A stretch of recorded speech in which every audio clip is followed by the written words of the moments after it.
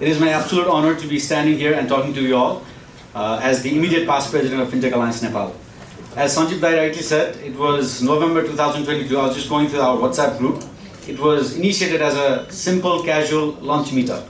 We did meet. There were about 7 or 8 of us, very enthusiastically presented there to talk about the fintech and the future of Nepal, and mainly focusing on how we can contribute sitting under an umbrella. That group very quickly formed. We formalized it. We had different opinions. We discussed, deliberated different thought processes. And as Sanjay again mentioned, we went from Fintech Association Nepal to intentionally Fintech Alliance Nepal. We were very particular about trying to not be associated with any political parties. We were very clear about not trying to be an industry influencer in terms of policy advocacy and all of that. We wanted to position ourselves as a think tank in the country. And that we have done very effectively, I believe. So I would like to talk about where we started, what all we achieved in the last 3 years of existence, and where I think this organization needs to head going forward. When we started, our initiative was to bring the community together. To that end, we did many events. One of our flagship events was called Fintech Fridays. That used to happen on every Friday, last Friday of every month, and that was mainly led by Amit. Those events brought in speakers from all over the world, experts from the country, and we had aspiring fintech entrepreneurs attend that event regularly.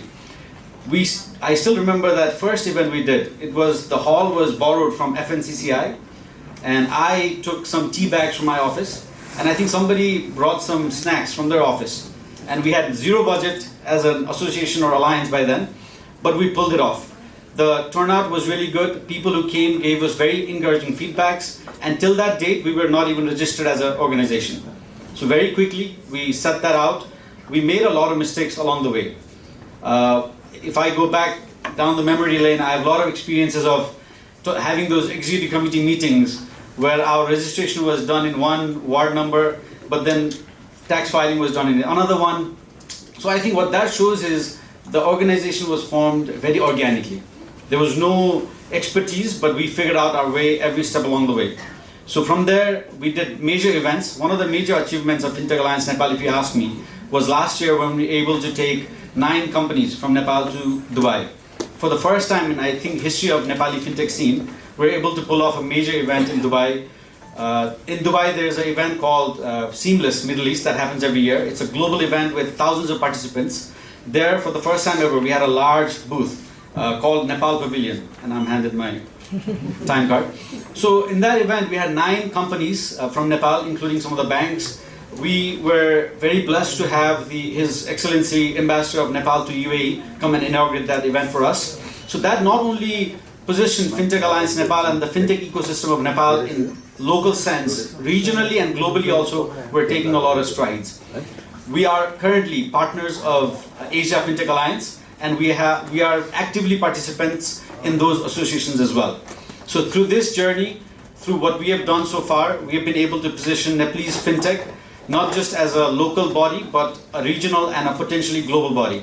Our objective at Fintech Alliance Nepal is to promote the product and technology that is built here and serving the global marketplace. We want to promote that further with the recent development that we've seen from the central bank, allowing companies to open branches outside. These are very encouraging steps. We would like to ride on those opportunities and encourage all of the fintech companies to explore and go beyond Nepal and bring big businesses for the Nepalese community as well.